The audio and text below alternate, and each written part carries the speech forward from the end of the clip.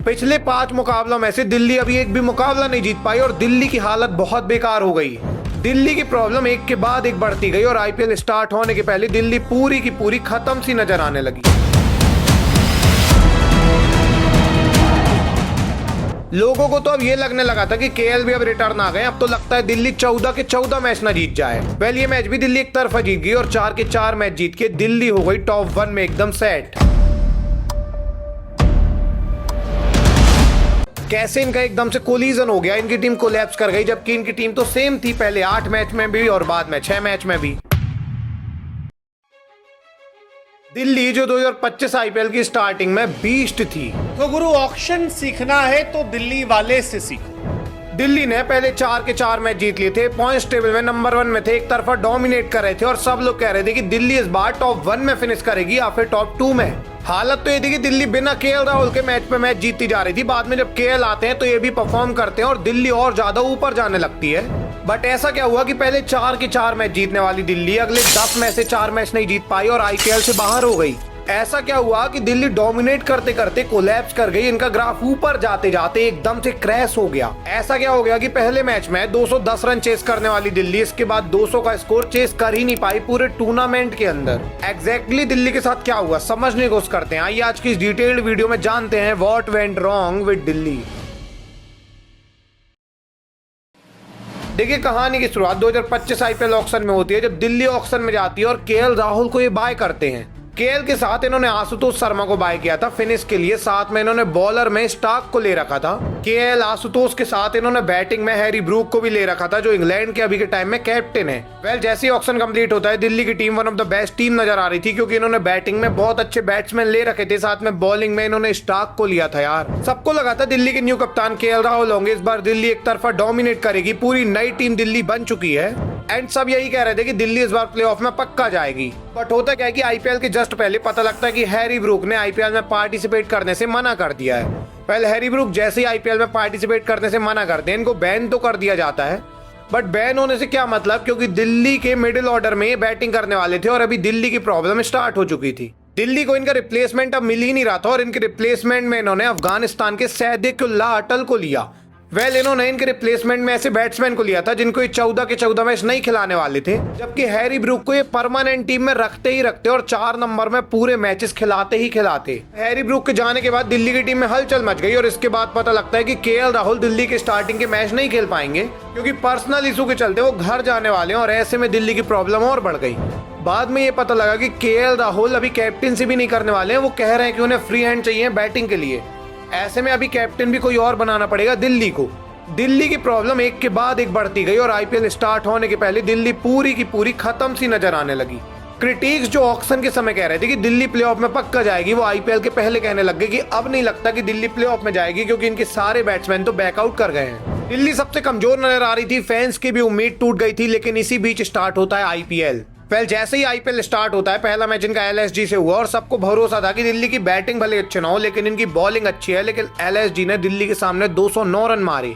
209 run Delhi के सामने, इतना बड़ा स्कोर का टारगेट कि 210 रन दिल्ली बनाती तो बनाती कैसे। और बाद में जब दिल्ली इस स्कोर को चेस करने आई तो सबको समझ में आया कि यही एक्सपेक्टेशन थी भाई दिल्ली की टीम से। बिना केएल बिना हैरी ब्रूक के दिल्ली के 2 रन में 2 विकेट गिर गए, 7 रन में 3 विकेट गिर गए और हालत ये हो गई कि दिल्ली ने 65 रन के स्कोर में 5 विकेट खो दिए। दिल्ली ये मुकाबला लगभग हार गई थी। लेकिन इसके बाद आते हैं विपराज निगम जो 15 बॉल में 39 रन मारते हैं। इनके साथ आशुतोष शर्मा ने 66 रन मारे और दिल्ली ये मैच जीत गई। आशुतोष ने लास्ट में फिनिश किया था और दिल्ली 1 विकेट से मैच जीत गई और सब लोग शॉक रह गए। इस मैच के बाद सबको कॉन्फिडेंस आ गया, सबको समझ में आया कि बिना हैरी ब्रूक बिना केएल राहुल के भी दिल्ली जीत सकती है। ये तो पहला मैच था, इसके बाद वाले मैच में दिल्ली की बॉलिंग भी चल गई और दिल्ली ने एसआरएच को 163 में ऑल आउट किया और ये मुकाबला भी दिल्ली एक तरफा जीत गई।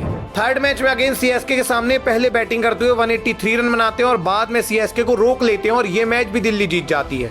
अभी तक दिल्ली की बॉलिंग दिल्ली की बैटिंग सब कुछ परफॉर्म कर चुकी थी और दिल्ली टॉप 1 में चली गई थी। 3 के 3 मैच जीत गए थे और चौथा मैच इनका काफी बड़ा मैच था, क्योंकि आरसीबी भी सामने से 2 के 2 मुकाबले जीत के दिल्ली के सामने आ रही थी। ऐसे में सबको लगा था कि ये मैच में डिसाइड हो जाएगा कि कौन इस बार डोमिनेट करने वाला है, आरसीबी या दिल्ली। और ये मैच जब स्टार्ट हुआ तो दिल्ली ने आरसीबी को 163 में रोक दिया। बाद में जब दिल्ली खेलने आई तो इस मैच में केएल रिटर्न आ चुके थे और केएल ने खेली 93 रन की क्लासी पारी। ये मैच भी दिल्ली एक तरफा जीत गई और 4 के 4 मैच जीत के दिल्ली हो गई टॉप 1 में एकदम सेट।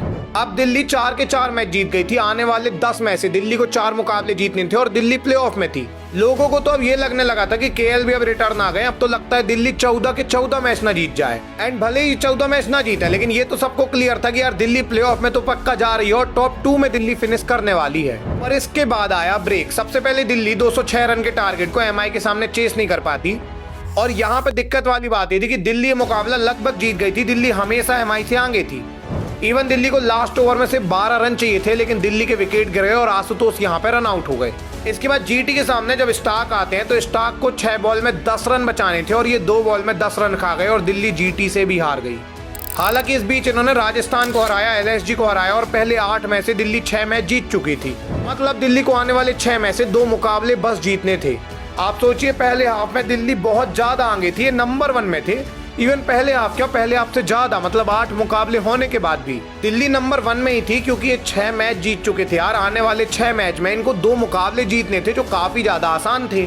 आधा से ज्यादा आईपीएल तो ये नंबर 1 में ही थे, ऐसे में प्लेऑफ में तो पक्का थे। बट इसके बाद दिल्ली का कोलिजन स्टार्ट हुआ और ऐसा हुआ कि 6 में से 2 मैच इनको जीतने थे और ये 6 के 6 मुकाबले हारने लग गए।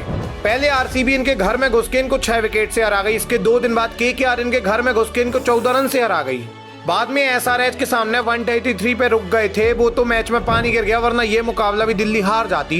इसके बाद इनको गुजरात ने 10 विकेट से हराया और बाद में मुंबई इंडियंस ने इनको 59 रन से हरा दिया। पिछले 5 मुकाबलों में से दिल्ली अभी एक भी मुकाबला नहीं जीत पाई और दिल्ली की हालत बहुत बेकार हो गई। आप सोचिए, दिल्ली पहले 4 में से 4 मैच जीत गई थी और बाद के दिल्ली 6 के 6 मुकाबले हार गई। अभी हालत ये हो गई कि दिल्ली आईपीएल से बाहर हो चुकी है और प्लेऑफ में भी ये नहीं है। लेकिन ऐसा हुआ कैसे दिल्ली पहले 4 मुकाबले जीतने के बाद, 8 में से 6 मुकाबले जीतने के बाद 6 में से 2 मैच भी नहीं जीत पाई। कैसे इनका एकदम से कोलिजन हो गया, इनकी टीम कोलैप्स कर गई, जबकि इनकी टीम तो सेम थी, पहले 8 मैच में भी और बाद में 6 मैच में भी। इवन बाद में केएल भी रिटर्न आ गए। इनकी टीम स्ट्रॉन्ग होनी थी तो इनकी टीम कोलैप्स कर कैसे गई। तो आइए समझने की कोशिश करते हैं exactly what went wrong with DC. देखिए 3 सबसे बड़े रीजन जिसके चलते डीसी अभी कोलैप्स कर गई है। सबसे पहला रीजन आता है लगातार इनके ओपनर्स का फ्लॉप होना। देखिए जब से टूर्नामेंट स्टार्ट हुआ है दिल्ली अच्छे ओपनर तलाश रही है और इनको ओपनर मिले ही नहीं। हालत तो ये हो गई कि दिल्ली ने पूरे टूर्नामेंट में 6 ओपनर बदले हैं। पहले ही ओपन जैक फ्रेजर मैगार्क को भेज रहे थे, जब ये टोटल फ्लॉप रहे तो एक करुण नायर को ओपन भेजने लग गए। बाद में इन्होंने फॉफ डुप्लेसी के साथ पुरेल को भी ओपन भेजा, बाद में केएल तक को इन्होंने ओपन भेजा। हालत ये हो गई कि 6 के 6 ओपनर भेजे और 6 के 6 ओपनर इनके ओपन आने के बाद भी फ्लॉप रहे। साथ में डुप्लेसी को ये फर्स्ट में ओपन भेज रहे थे, जब वो फ्लॉप रहे तो इन्होंने ड्रॉप कर दिया। बाद में डुप्लेसी को फिर रिटर्न लेके आए और डुप्लेसी फिर से फ्लॉप रहे। हालत ये थी कि इन्होंने डुप्लेसी को कैप्टन तक बनाया था, इसके बाद भी डुप्लेसी फ्लॉप ही रहे। और यही सबसे बड़ा रीजन था कि दिल्ली की टीम कोलैप्स कर गई, क्योंकि किसी टीम के ओपनर अगर चल ही नहीं पा रहे तो वो टीम कोलैप्स करेगी ही करेगी। अब पूरे टूर्नामेंट में जब दिल्ली अपने ओपनर नहीं ढूंढ पाई तो ऐसे में दिल्ली किसको ही ओपन भेजे। सेकेंड जो सबसे बड़ा रीजन है दिल्ली के कोलिजन का, वो ये है कि दिल्ली की इन डेप्थ बैटिंग कभी उनको डेप्थ दे ही नहीं पा रही है। देखिए दिल्ली ने आशुतोष को, विपराज को इसीलिए लिया था कि वो दिल्ली को इन डेप्थ बैटिंग देंगे या फिर मैच फिनिश करेंगे। एंड पहले ही मैच में सबको लगा था कि यही ये कर रहे हैं। पहला ही मैच जहां 210 रन चेस करने थे वहां विपराज ने 39 रन मार दिए थे 200 के स्ट्राइक रेट से ज्यादा से। वहां आशुतोष ने 66 रन मारे थे, पूरा मैच फिनिश किया था, लेकिन एक मैच में बस ये दोनों खिलाड़ी चल पाए। इसके बाद तो आशुतोष का बल्ला मानो चला ही नहीं। मुंबई के सामने 12 रन लास्ट ओवर में बनाने थे, वहां पे रन आउट हो जाते हैं। केकेआर के सामने भी इनका मैच पूरा बना बनाया था, वहां पे भी आउट हो गए और रन नहीं बना पाए। बाद में कोई भी मैच फिनिश नहीं कर पाए, ना ये फिनिश टच दे पाए पहले बैटिंग के अंदर।